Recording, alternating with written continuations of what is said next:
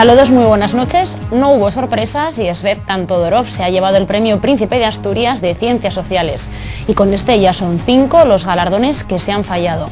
Además, hoy les hablaremos de una curiosa iniciativa llevada a cabo esta tarde en Gijón. Se trata de un grupo de personas que han recorrido la ciudad en bicicleta disfrazados de flores y repartiendo semillas. Pero antes vamos con nuestro sumario. Comisiones Obreras tilda de triunfalistas las declaraciones del presidente Areces ante inmigrantes asturianos en Bruselas. El sindicato cree que decir que Asturias crecerá por encima de la economía española este año es cerrar los ojos a la realidad. Precisamente, Comisiones Obreras aseguraba hoy que el año pasado aumentaron en Asturias un 62% los ricos que tienen más de 500.000 euros líquidos en el banco. El PCA toma desde esta tarde los locales de la sede de Oviedo, que hasta ahora ocupaba Izquierda Unida de Asturias. El secretario general del PCA explicó que el auto judicial le autoriza para cambiar las cerraduras, por lo que iniciarán los trámites para desahuciar de esta sede y de otras de Asturias propiedad del PCA a Izquierda Unida. Desde esta coalición ya les acusan de querer vender los locales para hacer dinero con el que presentarse a las elecciones. El jurado del Premio Príncipe de Asturias de Ciencias Sociales otorga este galardón al semiólogo y filósofo Svetlana Todorov, del que consideran que representa el espíritu de la unidad de Europa del Este y del Oeste. Asimismo, en el acta se resaltan los ideales de libertad, igualdad, integración y justicia que representa el galardonado. Los asturianos cada vez elegimos más la alimentación que tomamos por razones de estética. Una experta en nutrición, la doctora en farmacia Mercedes Cepeda, aconseja evitar las dietas poco rigurosas que prometen adelgazar con el mínimo esfuerzo. Además, asegura que es fundamental la elección de los alimentos, puesto que influyen en el estado nutricional de la población. Tras la celebración del ascenso, el Sporting sigue generando noticias. Esta mañana el protagonista era Roberto, que confirmaba su marcha a Osasuna. El guardameta gallego se despedía de manera emocionada del que ha sido su club en los últimos 6 años.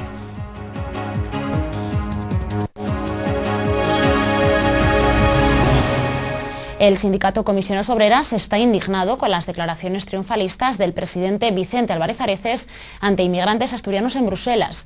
Consideran que decir que Asturias crecerá por encima de la economía española este año es cerrar los ojos a la realidad. Por otra parte, el sindicato aseguraba hoy que el año pasado aumentaron en Asturias un 62% los ricos que tienen más de 500.000 euros líquidos en el banco. El presidente del Principado, Vicente Álvarez Areces, está en Bruselas, donde ayer se reunía con emigrantes asturianos, gente que en muchos casos se vio obligada a emigrar ante la precariedad laboral asturiana. Estas palabras, en tono optimista y vaticinando que la economía asturiana va a crecer incluso por encima de la española, y hablando de nuevo de desaceleración y no de crisis económica, son las que han indignado a Comisiones Obreras. Hoy os puedo decir que se va a producir probablemente en este año 2008 y probablemente se anuncien predicciones del 2008 ajustadas por consultorías especializadas, etcétera, un crecimiento que incluso puede superar en décimas el crecimiento de España. Y sería la primera vez en muchísimos años que eso sucede, porque en estos últimos años nos habíamos aproximado, estábamos en décimas, probablemente ahora. Por tanto, Asturias está en condiciones de soportar mejor los efectos de esta desaceleración. El secretario general de Comisiones Obreras en Asturias, Antonio Pino, ha advertido al presidente regional que la crisis no ha hecho más que empezar y considera aventurado que el jefe del Ejecutivo regional manifieste que la región va a crecer por encima de la media. Es cierto que Asturias está resistiendo mejor que otras comunidades autónomas la crisis, afirma Comisiones Obreras, pero también es cierto que la crisis ya se ha empezado a notar de forma cada vez más creciente en la región y que la Fundación de Cajas de Ahorro acaba de augurar una recesión intensa y duradera. Para Comisiones Obreras lo que tiene que hacer el Gobierno es apostar seriamente por la industria diversificada y de alto valor tecnológico, para lo que Asturias tiene un gran potencial.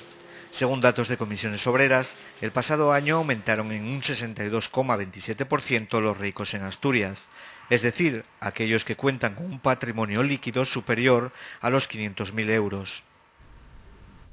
Cambiamos de asunto. El Partido Comunista de Asturias ocupa desde esta misma tarde los locales de la sede central ubicada en la Plaza de América de Oviedo y ocupada hasta ahora por Izquierda Unida. Así lo anunció el secretario general del PCA, Francisco de Asís, que explicó que un auto judicial le autoriza para cambiar las cerraduras con el fin de que puedan hacer uso de las dependencias.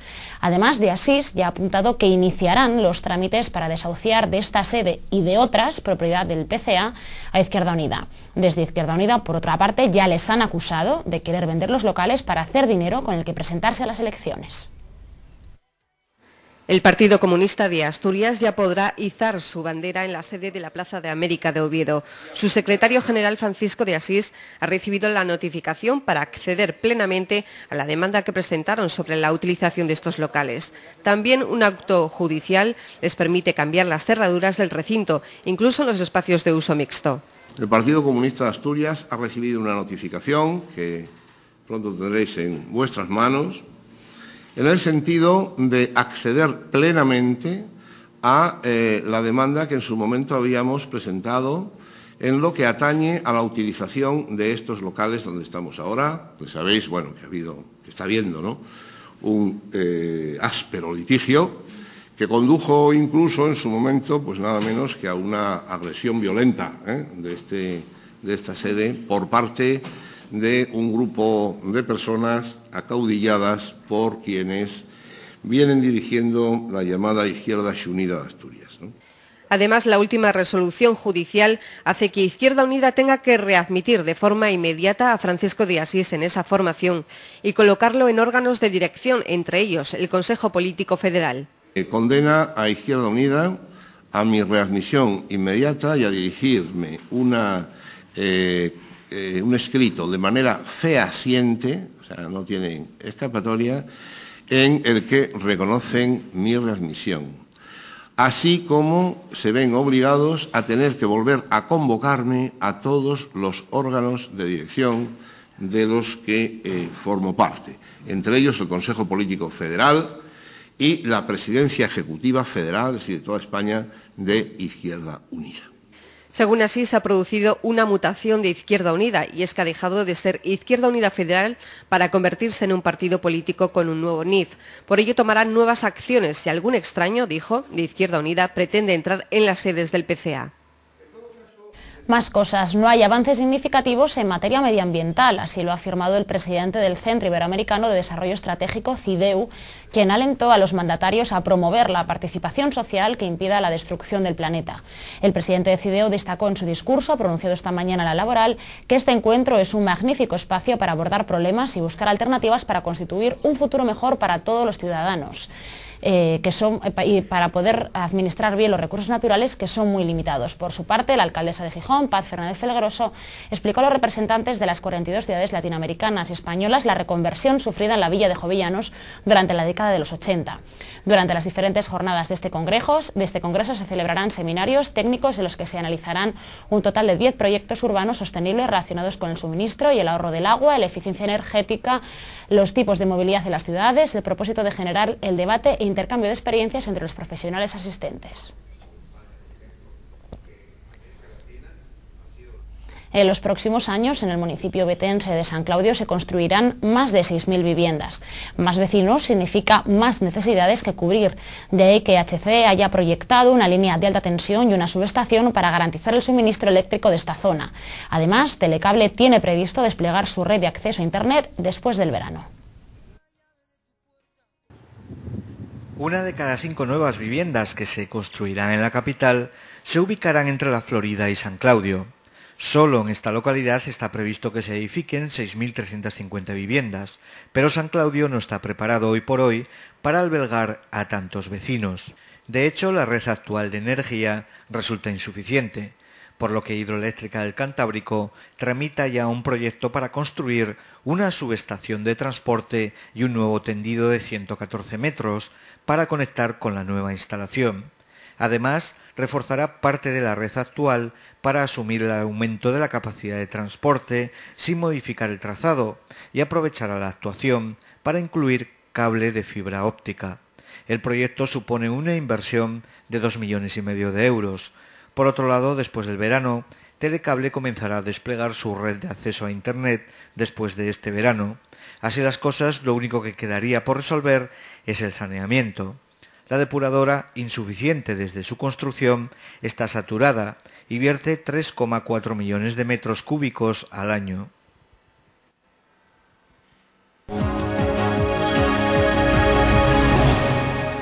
El jurado del Premio Príncipe de Asturias de Ciencias Sociales ha otorgado hoy este galardón al semiólogo y filósofo Svetan Todorov, del que consideran que representa el espíritu de la unidad de Europa del Este y del Oeste. Asimismo, en el acta se resaltan los ideales de libertad, igualdad, integración y justicia que representa el galardonado. Todorov ha agradecido el premio, afirmando que este galardón emociona fuertemente a alguien que ama a Europa. Este es el momento en el que Manuel Fraga, como presidente del jurado, leía el acta. Acordó por unanimidad conceder el Premio Príncipe de Asturias de Ciencias Sociales 2008 a Svetan Todorov. Todorov, nacido en Bulgaria, es director de la Escuela de Altos Estudios Sociales en el Centro Nacional de Investigaciones Científicas de París. Ha sido profesor invitado en las universidades de Yale, Harvard, Columbia y Berkeley, entre otras, y sus obras han sido traducidas a 25 lenguas. Representante de un riguroso método estructuralista que aplicó a la literatura y a la crítica literaria, Todorov ha ido evolucionando hacia el análisis cultural y la historia de las ideas. Sus preocupaciones intelectuales, su sabiduría y erudición, que superan fronteras y buscan puntos de encuentro, le han permitido abarcar grandes temas de nuestro tiempo, como el desarrollo de las democracias, el entendimiento entre culturas, el desarraigo, el reconocimiento del otro y el impacto de la violencia en la memoria colectiva. Svetan Todorov, nacido en Bulgaria, es director de la Escuela de Altos Estudios Sociales en el Centro Nacional de Investigaciones Científicas de París. Ha sido profesor invitado en las universidades de Yale, Harvard, Columbia y Berkeley, entre otras. En Francia ha realizado toda su obra, que ha servido de pilar para los estudios lingüísticos, en especial en el campo de la semiótica. Entre sus primeras obras se encuentra su conocida Teoría de la literatura de los formalistas rusos, texto de referencia durante muchos años. A ello se suman sus estudios sobre la diversidad cultural, con obras como Nosotros y los otros. Entre sus últimos títulos se citan El jardín imperfecto o Memoria del mal, Tentación del bien, un excepcional análisis del siglo XX y El nuevo desorden mundial, reflexiones de un europeo. Los miembros del jurado del Príncipe de Ciencias Sociales se mostraron satisfechos con la decisión tomada, ya que Todorov ha sido finalista en otras ocasiones. Era cuestión de tiempo que acabara recibiendo el galardón.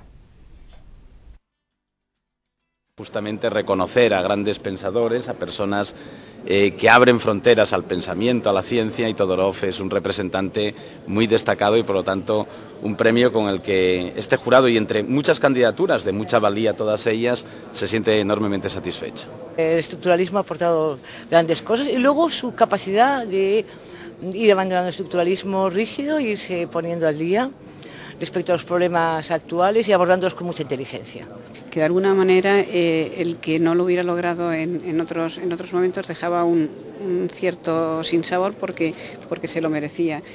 Y me parece que es importante porque recoge no solamente la visión de una Europa del Este y después una Europa de Occidente, sino una visión más global de lo que es entender la identidad cultural en relación con otras culturas. Y ese me parece que es uno de los temas fundamentales al que nos enfrentamos en la actualidad. Es una persona nacida en el este de Europa y que tiene la experiencia de la inmigración, de ser un inmigrante y de haber trabajado justamente en la línea de buscar el reconocimiento de los inmigrantes, de su identidad, el arraigo.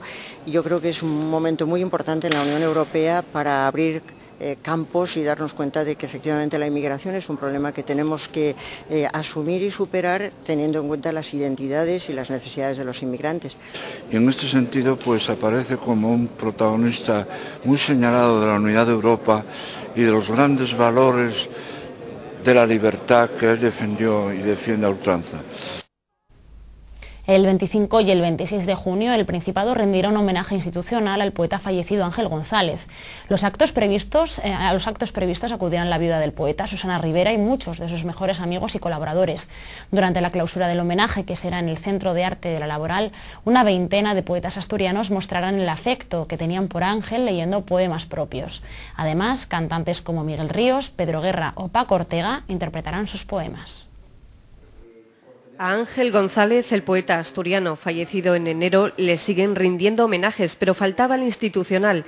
El día 25 en el Paraninfo de la Universidad de Oviedo y contando con la presencia del presidente del Principado, los actos se abrirán con una conferencia inédita de Susana Rivera, viuda del poeta. Habrá además 2 mesas redondas.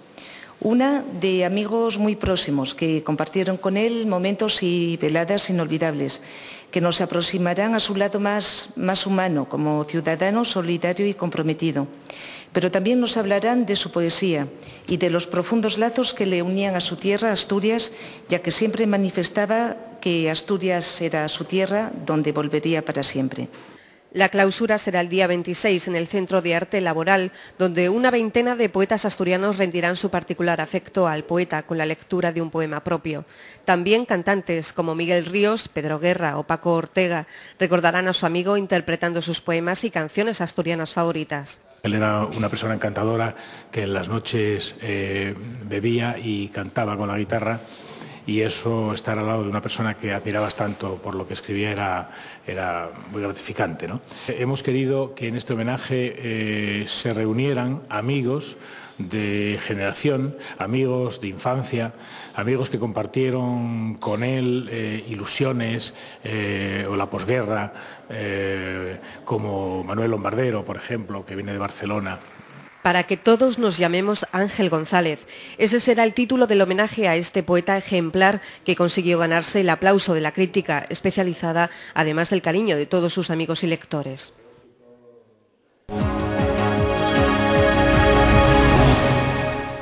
Parece que hemos olvidado que la alimentación es la base de nuestra supervivencia y solo pensamos en ella por razones estéticas. La doctora en farmacia, Mercedes Cepeda, que participó en una charla en el Ateneo Jovellanos, ha comentado que hay que evitar las dietas poco rigurosas que prometen adelgazar con el mínimo esfuerzo. Además, es fundamental la elección de los alimentos, puesto que influyen en nuestra nutrición. El interés por la dieta es un tema que despierta la atención de muchos ciudadanos preocupados por seguir una alimentación sana que ayude a evitar riesgos y enfermedades. La doctora en farmacia, Mercedes Cepeda, ha señalado que hay que huir de las dietas poco rigurosas que prometen adelgazar con el mínimo esfuerzo. Quiere decir que, de alguna manera, estos métodos nos van a dar como información sensacionalista una delgadez inmediata, un método inmediato de adelgazamiento, sin tener en cuenta que esto nos va a conllevar también una pérdida de los hábitos nutricionales, de los buenos hábitos alimentarios correctos. La elección de los alimentos influyen en el estado nutricional de la población, pero la cantidad y la variedad, según señaló, no es sinónimo de que nos alimentemos mejor. Eso se debe al desconocimiento que tenemos sobre nutrición, pero también por causas ajenas, como los recientes escándalos alimentarios. Hacen que cada vez nos alimentemos bastante peor y no por nuestra culpa precisamente, como por ejemplo el hecho de las vacas locas o el tema de los pollos con salmonela, esto pasando por el engorde de las aves con dioxinas o de diversos animales con hormonas y con clenbuterol, sin olvidar aquello que comenzamos nosotros con el famoso y tristemente caso del aceite de colza. Cepeda ofreció una conferencia en el Ateneo Jovellanos de Gijón hablando de los mitos y realidades sobre la nutrición y adelgazamiento. Y precisamente para alimentarse bien, qué mejor que la ternera asturiana. Hoy se presentó la campaña Carnes Únicas de Tierras Únicas, que cuenta con la implicación de la ternera asturiana, además de otras indicaciones geográficas protegidas españolas de carne fresca de ovino y vacuno. El mensaje Carnes Únicas de Tierras Únicas hace referencia a la importancia que tiene el territorio y el origen en la producción de la carne fresca de vacuno y de ovino de calidad diferenciada, reconocida y etiquetada. Esta campaña, con una duración de 3 años, tiene como finalidad informar a los consumidores acerca del significado del sello de indicación geográfica protegida y explicarles las características que diferencian a estas carnes. El proyecto cuenta con un presupuesto de 4,8 millones de euros financiados en un 50% por los fondos europeos, un 25% por el Ministerio de Medio Ambiente y Medio Rural y Marino y el 25% restante por el propio sector.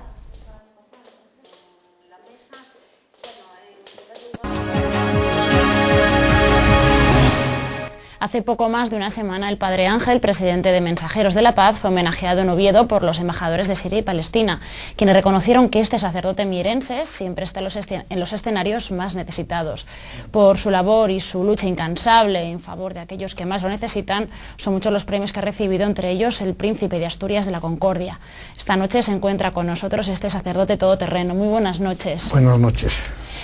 Cuando creó Mensajeros por la Paz, ¿sabía hasta dónde iba a llegar, el alcance que iba a tener? ¿O por lo menos lo pretendía? No, uno cuando creamos aquí lo que era Cruz de los Ángeles, hoy Mensajeros de la Paz, sin duda no pensábamos que podíamos estar ya en 37 países, aunque éramos muy jóvenes y seguíamos soñando y luchando, pero yo creo que la solidaridad, primero de tantos y de todos los asturianos y después de tantas personas, es la que fue capaz de que hoy estemos en más de 37 países, en que estemos con más de 45.000 niños, pero fíjese, aunque solamente fuera un niño, aunque solamente hubiera sido aquí en Asturias, en Oviedo, hubiera merecido la pena el dedicarse y el estar cerca de los más desfavorecidos, porque uno después recibe mucho más, y uno no lo hace por recibir, pero al final recibes más cariño todavía que lo que tú puedas dar.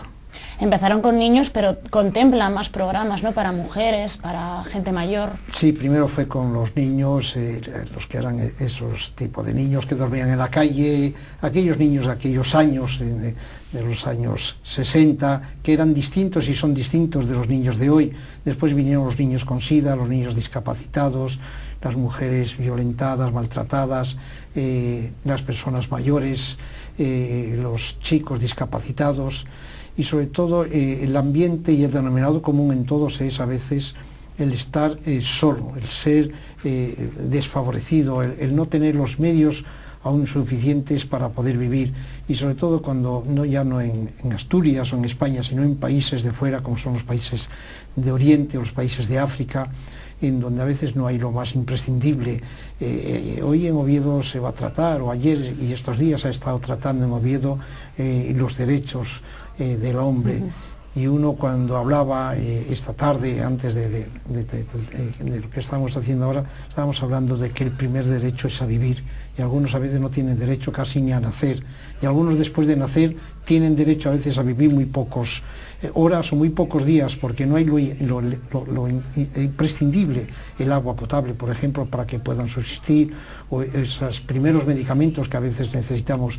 Y a uno le confieso que se le arruga el alma y el corazón pensar que eso que es posible, que es posible evitar esas enfermedades o esas muertes, a veces no lo hacemos.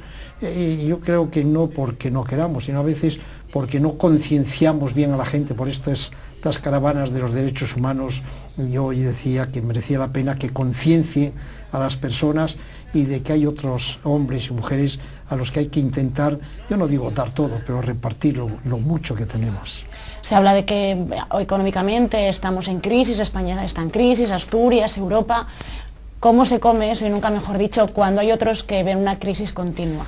Bueno, cuando llegas de estos países y te hablan tanto de la crisis y tanto de esas polémicas tontas entre los políticos y entre los no políticos, entre los ciudadanos, incluso de fútbol, es decir, que parece que eso es lo más, si gana hoy no gana España, si va a ganar, a uno dice qué poca visión tienen de lo que es el panorama mundial, es decir, crisis porque a lo mejor no puedo llegar a pagar la hipoteca o porque tenga que devolver el coche. Crisis es cuando se me mueren las personas porque no tienen lo suficiente. Y mire, diariamente, todos los días, todos los años están muriendo no decenas, sino centenas, miles, millones de personas que se mueren porque les falta más elemental. La crisis es el primer derecho que tiene el hombre, es a vivir. La crisis es cuando no puedes comer. Y es cierto que hay que estar preocupado. Uno no puede decir que no nos preocupemos de los problemas actuales y de la educación de nuestros hijos y de que tengan la ropa con unas marcas, otras marcas, que se preocupe, pero uno lo que pide desde aquí es que no hay derecho a que hoy la noticia más importante que ha salido en toda la prensa no ha estremecido a la gente, que es que se hayan aprobado lo de la directiva contra lo que es la migración. Es tan triste eso, es decir, y nadie se mueve, no hay manifestaciones. Ayer en Madrid había una manifestación de unos curas simpáticos y buenos y con los pies en la tierra, que fueron a donde está el Parlamento de la Comunidad Europea de España a manifestarse, pero no ves por las calles de Oviedo ni por nadie manifestándose. Sí los vas a ver o se habrán visto ya manifestando porque ganamos o perdemos, pero manifestarse ante lo más importante, que es que hay unos seres humanos en los que se han muerto por venir aquí en los cayucos, o seres humanos que vienen aquí a intentar poder conseguir un poco de pan o un poco de dinero para enviarlo a aquellos países. Nos importa un comino que la Comunidad Europea, que los dirigentes políticos digan o dejen de decir, hagan, y a veces les molesta, y a veces no es que tengamos que estar siempre, porque bienestar social que hay en España y en Asturias se lo debemos también a los políticos, sin duda alguna, pero tenemos que seguir exigiéndoles que los más desfavorecidos son los que más debemos defender, ¿no? En septiembre habrá una cumbre de los embajadores árabes aquí en Oviedo, le han rendido hace pocos días un homenaje. ¿Tiene solución? ¿Cómo deberían afrontarlo? Sí, tiene solución, es decir, tiene solución el hambre, la hambruna tiene solución, y tiene solución las guerras, los conflictos bélicos. Es decir, no es posible que los dirigentes políticos, los semidioses, los semibús, intenten no dialogar y a veces intentar hacer la guerra solo por la fuerza. No es posible. Por eso los embajadores, sobre todo los embajadores de los pueblos árabes, a veces son los que más saben de lo que sufre su pueblo por las guerrillas, por las guerras, por las bombas, pero por las matanzas, que hay que llamar así, por los crímenes, que hay que llamar así. El otro día yo le oía decir al presidente del gobierno nuestro, José Luis Rodríguez Zapatero, que iba a hacer una misión especial para que se pueda abolir lo que es la pena de muerte, quitar la pena de muerte en el mundo. ¿Cómo es posible que en el año 2008 todavía haya gobiernos, haya instituciones, haya comportamientos, haya estados, haya presidentes de gobierno, obispos o curas, que no seamos capaces de luchar contra los que están decretando la pena de muerte? Pues existe todavía. Parece que va a ser una lucha feroz, en donde él decía, voy a ver si reúno, ya había 30, 40 países, voy a reunir pues Amnistía Internacional, Mensajeros de la Paz, unos cuantos que me ayuden a que la pena de muerte desaparezca. En la última cumbre se decía que al menos se quitara la pena de muerte para los menores. Hasta esto hemos llegado. Bueno, un avance, ¿no? Un avance sorprendente en cualquier caso. ¿Somos solidarios los asturianos o nos bombardean tanto los medios de comunicación con las desgracias que se ocurren que estamos un poco acostumbrándonos? Somos solidarios. Lo que pasa es que lo que dice usted también es a veces que son tantas las catástrofes y son tantas las misiones que nos hacen los medios de comunicación que a veces uno cree que estamos continuamente en tragedias. Pero si alguien es solidario y si alguien algún día habría que darle, pues, eso que se dice, el premio, el honor, reconocerle, es a los medios de comunicación, que son los que más nos sensibilizan.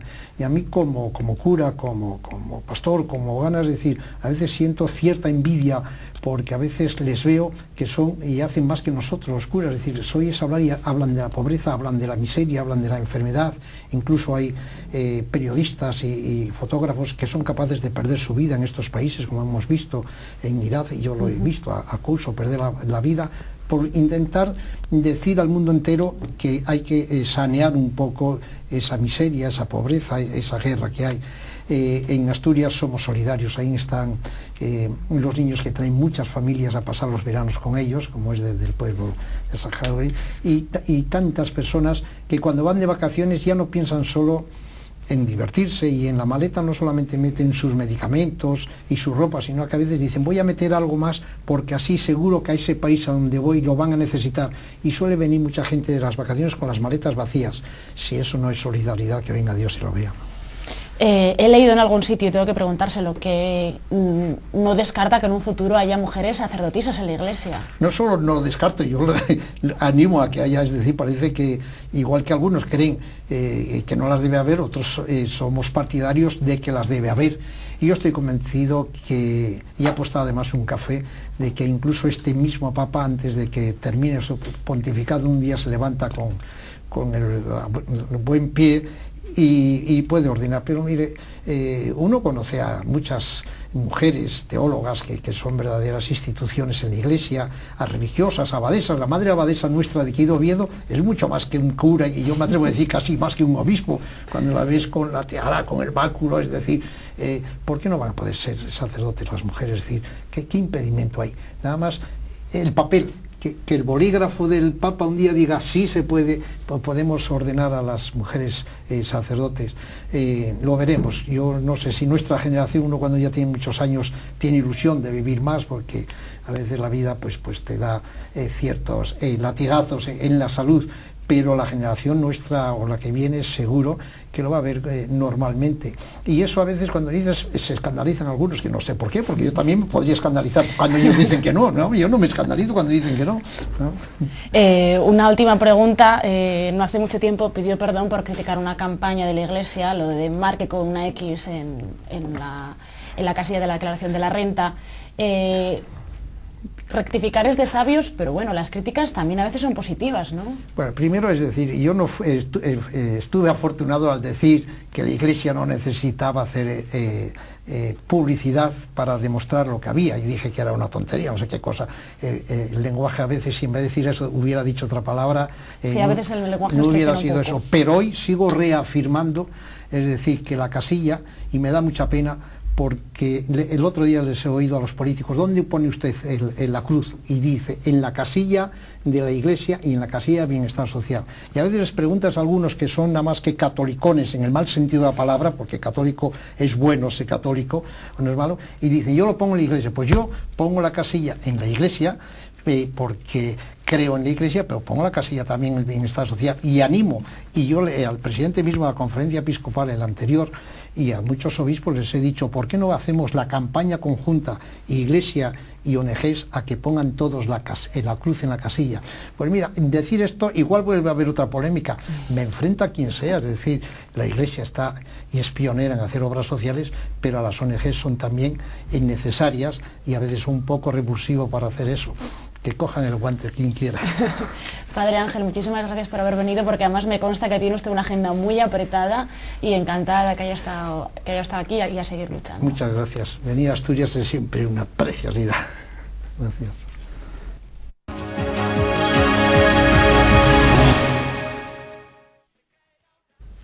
Hasta el viernes se celebra en Gijón el Congreso de CIDEU, donde se trata el tema de la sostenibilidad en las ciudades y el cambio climático.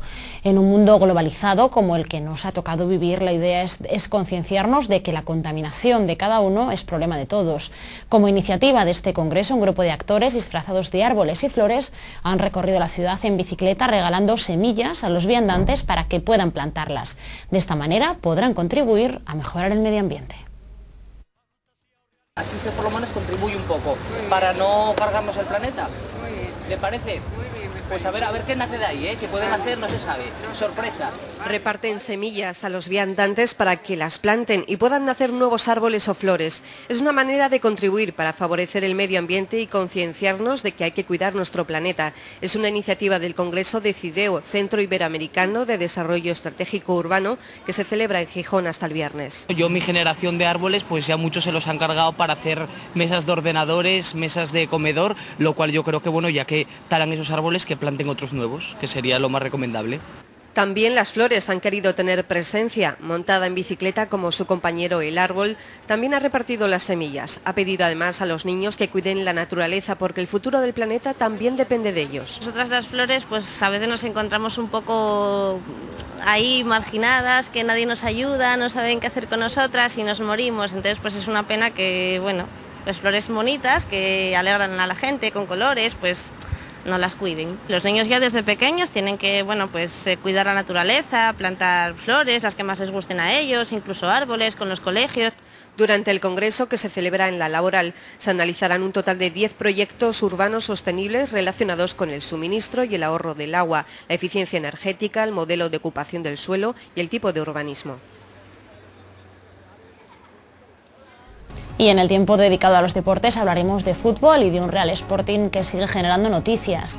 Hoy se hizo oficial lo que ya era un secreto a voces desde hace semanas. Roberto abandona el club con destino a Osasuna. El guardameta gallego pone fin así a sus 6 años como rojiblanco, en los que se ha hecho con un hueco en el corazón de los sportinguistas. Unos que se van y otros que llegan, como es el caso de José Manuel, el ex técnico del Caudal, será el nuevo director deportivo del Real Oviedo. Por delante tiene la tarea de encontrar a un nuevo inquilino para el banquillo azul y confeccionar una plantilla que consiga el ascenso a Segunda B. Lo vemos en unos instantes.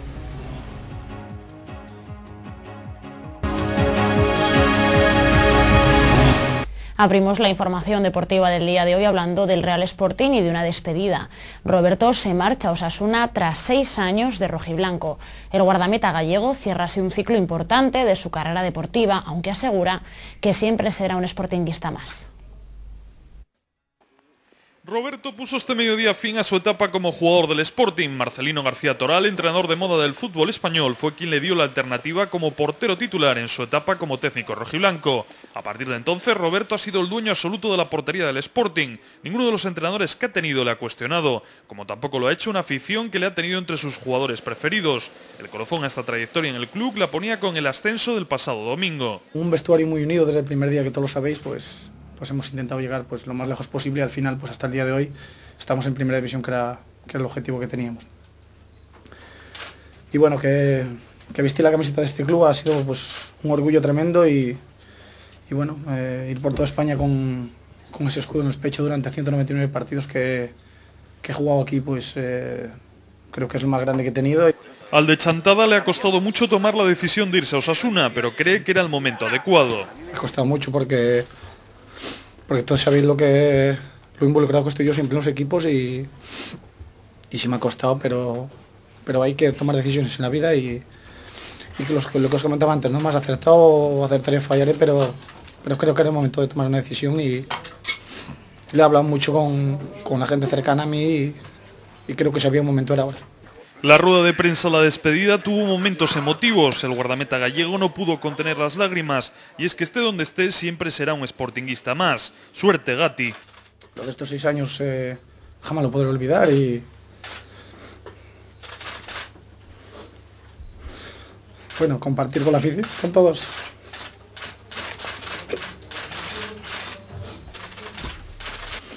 Hasta pronto y muchas gracias y un sportinguista para toda la vida.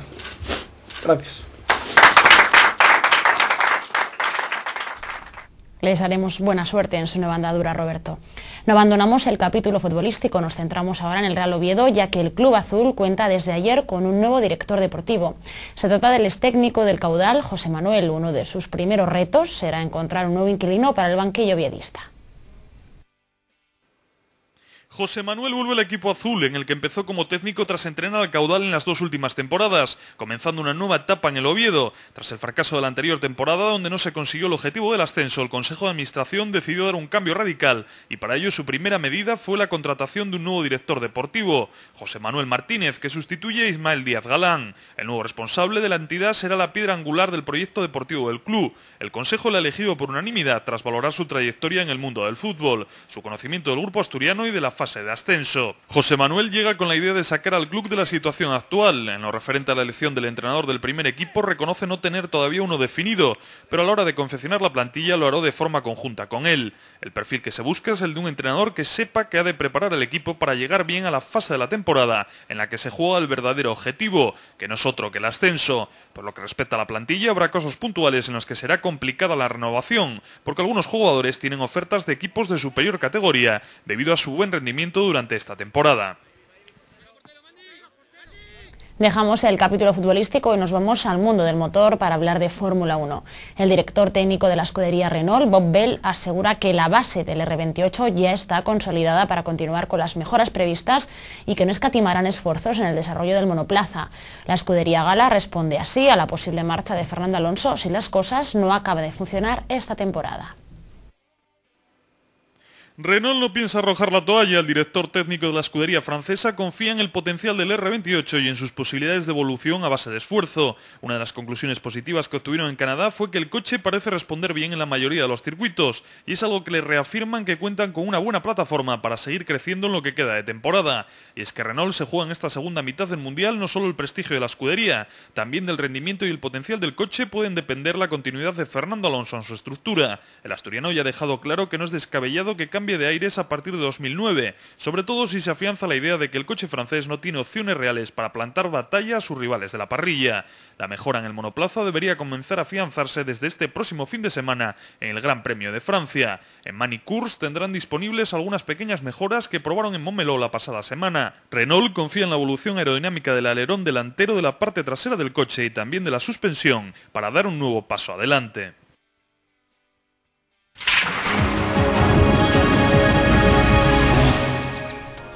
La Agencia Estatal de Meteorología prevé para mañana cielo poco nuboso o despejado con posibilidad de brumas y bancos de niebla matinales. El viento soplará variable flojo con brisas. En cuanto a las temperaturas en las principales ciudades de la región, Oviedo registrará una mínima de 13 grados y una máxima de 23. En Gijón se oscilará entre la mínima de 15 y la máxima de 23 y Avilés entre una mínima de 12 y una máxima de 22. Hasta aquí la información del día. Les recuerdo que volvemos tras la publicidad con una nueva edición de Debate Público.